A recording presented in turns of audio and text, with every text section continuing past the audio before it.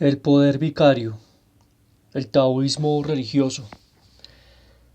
El taoísmo filosófico buscaba manejar de forma eficaz el coeficiente normal de la vida del Tao, y el taoísmo vitalizador procuraba aumentar su caudal, pero faltaba algo. Los problemas de reflexión y de salud llevaban tiempo y los chinos corrientes no disponían de él. Pero ellos también necesitaban ayuda, porque había que controlar epidemias, luchar con fantasmas que merodeaban por allí y con lluvias que debían ser invocadas o rechazadas según la ocasión. Los taoístas respondieron a esos problemas. Las medidas que tomaron son equiparables a muchas de las actividades realizadas por adivinos, videntes, chamanes y sanadores que adquirieron sus poderes de forma natural y que constituían un elemento constante de la religión folclórica china. El taoísmo religioso institucionalizó esas actividades influidas por el budismo que se introdujo en China aproximadamente en los tiempos de Cristo. La iglesia taoísta, llamada en China Tao Chao, que también significa taoísmo eclesiástico o enseñanzas taoístas, se configuró en el siglo II AD y se entronizó en un panteón entre cuyas tres deidades figuraba Lao Tse. De estos personajes sagrados surgieron textos que, por virtud de su revelado origen divino, fueron aceptados sin reserva alguna como verídicos. La línea de sucesión papal, entre comillas, en la iglesia taoísta sigue vigente hasta hoy en Taiwán. El taoísmo religioso popular es un asunto oscuro. Gran parte de él debemos recordar siempre que visto desde fuera parece pura superstición, pero hay que tener en cuenta que tenemos muy poca idea de lo que es la energía, cómo se produce y los medios por los cuales pueda incrementarse y cuál es su alcance. Si sabemos que la curación por la fe puede absorber, liberar energías, al igual que puede hacerlo la fe sola o la fe en uno mismo, también los placebos tienen efectos. Si añadimos estas energías, las que pueden generar las personalidades magnéticas, los agitadores e incluso una manifestación callejera, por no mencionar las reservas misteriosas que utiliza la hipnosis, si la tenemos en cuenta todas juntas, quizás podamos templar nuestro desdén y tratar con justicia al taoísmo religioso. En todo caso, la intención de este es clara. El clero taoísta puso a disposición del ciudadano de a pie el poder cósmico de la vida. Los textos de esta escuela están llenos de descripciones, de rituales que si se siguen con exactitud tienen efectos mágicos. Y la palabra magia, entre comillas, es aquí la clave del taoísmo eclesiástico, concretamente religioso. Pero debe suprimirse de la palabra el significado convencional que conlleva. En su sentido moderno, magia es trampa. Se refiere a la actuación que realiza un actor con el fin de crear la ilusión de que lo que hace es obra de poderes preternaturales. Por contraste, tradicionalmente la magia ha sido muy respetada. Jacob Boehme llegó al extremo de decir que la magia es la mejor teología porque en ella se fundamenta la verdadera fe. Quien la injuria es un necio, porque no la conoce y es más un juglar que un teólogo entendido.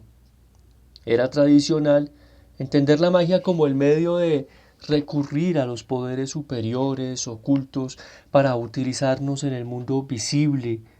Si nos basamos en el supuesto de que existen poderes superiores, lo sutil gobierna lo denso, la energía gobierna lo material, la conciencia gobierna la energía, la supraconsciencia gobierna la conciencia. La magia permitió el acceso a estos poderes. Cuando un hipnotizador le dice a un individuo que al tocarle él un hombro, su cuerpo se pondrá rígido y ello sucede, Los ayudantes pueden poner un pie del individuo en una silla y la cabeza en otra sin que su cuerpo pierda rigidez. Nos encontramos muy próximos a la magia en su sentido tradicional, porque la hipnosis pone un juego de poderes que no son solo sorprendentes, sino también misteriosos. No obstante, el hipnotismo no llega a ser magia porque el hipnotizador no se encuentra en un estado excepcional de conciencia ni pertenece a una orden sacerdotal a la que se atribuyen poderes divinos. Para encontrar un ejemplo genuino de magia en su sentido tradicional, debemos recurrir a algo semejante a la cura de Eneas a manos de Pedro, contenida en los Hechos de los Apóstoles, capítulo 9, versículo 32 al 34. Pedro, que iba recorriendo todas aquellas regiones, bajó a ver a los fieles que residían en Lida. Encontró allí a un cierto Eneas, un paralítico que desde hacía 8 años no se levantaba del catre. Pedro le dijo: Eneas, Jesús, el Mesías, te da la salud, levántate y haz la cama. Se levantó inmediatamente. Debe señalarse que este no fue un milagro. Lo hubiera sido si Cristo hubiese facultado a Eneas, el paralítico, a bajarse de la cama sin la ayuda de Pedro, produciéndose así lo que los médicos definen como un caso de remisión espontánea. Tal como sucedió, Pedro desempeñó un papel en el cual la relación debemos suponer de un papel necesario, y nos encontramos ante un caso de magia sagrada, porque si se hubiese invocado un demonio con fines malévolos, hubiese sido un caso de brujería. Fue con esta concepción tradicional de magia que la iglesia taoísta, compartiendo el territorio con magos, exorcistas y chamanes, diseñó las formas de dominar poderes superiores para fines humanos. La mezcla de poderes. El taoísmo filosófico, los programas revitalizadores para que cada individuo aumente su chi, y la iglesia taoísta, las tres ramas del taoísmo que a primera vista parecían tener muy poco en común. Muestra ahora rasgos familiares. Todas tienen el mismo interés, como maximizar el té que anima al Tao, y los datos específicos de sus intereses configuran una continuidad que comienza con el interés de la forma en que puede desplegarse con el mejor efecto la asignación normal del chi en la vida. Taoísmo filosófico pasa por la interrogante de si puede incrementarse el coeficiente normal, los programas vitalizadores, para llegar por último a preguntarse si pueden convergir las energías cósmicas como por un espejo ustorio y luego desplegarse de forma indirecta para el bienestar de la gente que necesita ayuda. Taoísmo popular religioso. El peligro de presentarlas así reside en que, por querer ser más claros, las líneas entre las tres ramas son demasiado marcadas. No existe entre ellas muro alguno que las separe. Es mejor considerarlas como corrientes de un mismo río. A lo largo de toda la historia, las tres han tenido efectos entre sí. Hasta el taoísmo actual de Hong Kong y de Taiwán. John Blofeld, que vivió en China durante los 20 años previos a la Revolución Comunista, dijo que jamás había encontrado un taoísta que no estuviese involucrado en alguna medida en las otras ramas. Para resumir, digamos que ser algo, saber algo y ser capaz de algo es elevarse por encima de lo superficial. Una vida tiene sustancia en la medida en que incorpora la profundidad del misticismo, yoga taoísta, la sabiduría directa de la gnosis, taoísmo filosófico, y el poder productivo de la magia, taoísmo religioso. Donde estos tres elementos coinciden, se forma una escuela, y la escuela china que se describe en este capítulo es el taoísmo. Es ahora el momento de volver al taoísmo filosófico y darle un trato justo. la quietud creativa.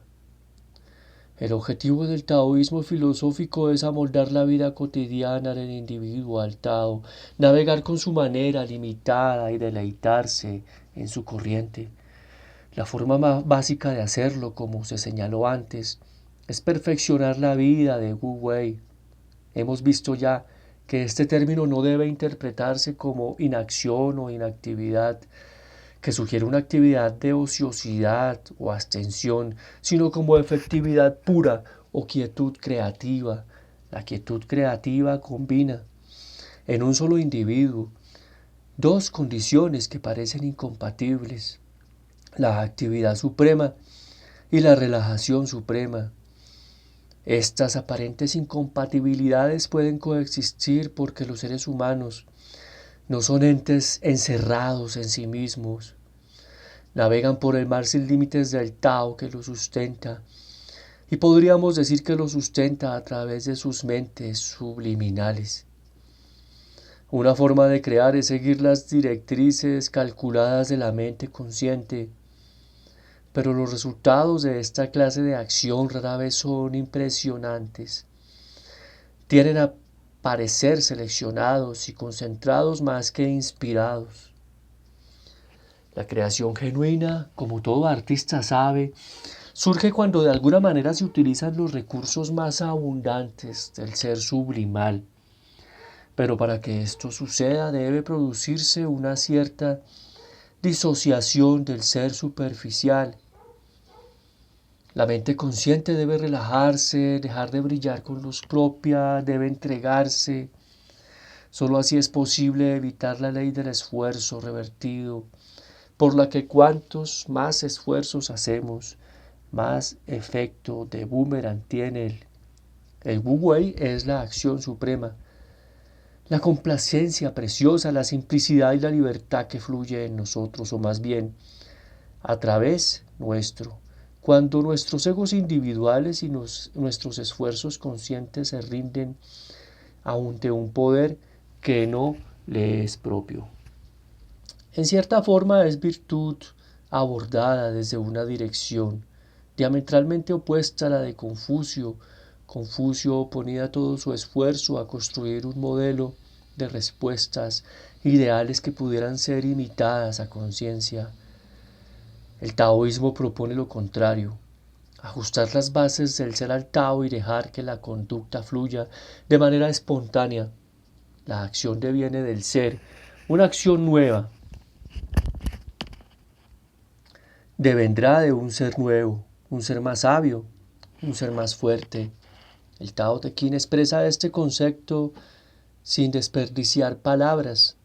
La forma de obrar es rectamente basada en el Tao, nutrida de una fuerza que es infinitamente sutil, infinitamente compleja. Es consumada gracia, nacida de una vitalidad abundante que no tiene necesidad alguna de la brusquedad o la violencia. Uno deja simplemente que el Tao fluya a través de uno hasta que la vida se convierte en una danza en la que no hay ni febrilidad ni desequilibrio. El Wu Wei es la vida vivida sin tensión. Sigue estirando un arco y te arrepentirás. Una sierra afilada se tornará delgada y opaca, pero lejos de ser la inactividad, es la encarnación de la sutileza, la sencillez y la libertad. Una especie de efectividad pura en la que no se malgasta un ademán, un discutir o un exteriorizar. Uno puede moverse tan bien que jamás deja huella, hablar tan bien que la lengua jamás se equivoque, calcular tan bien que jamás haga falta un contador.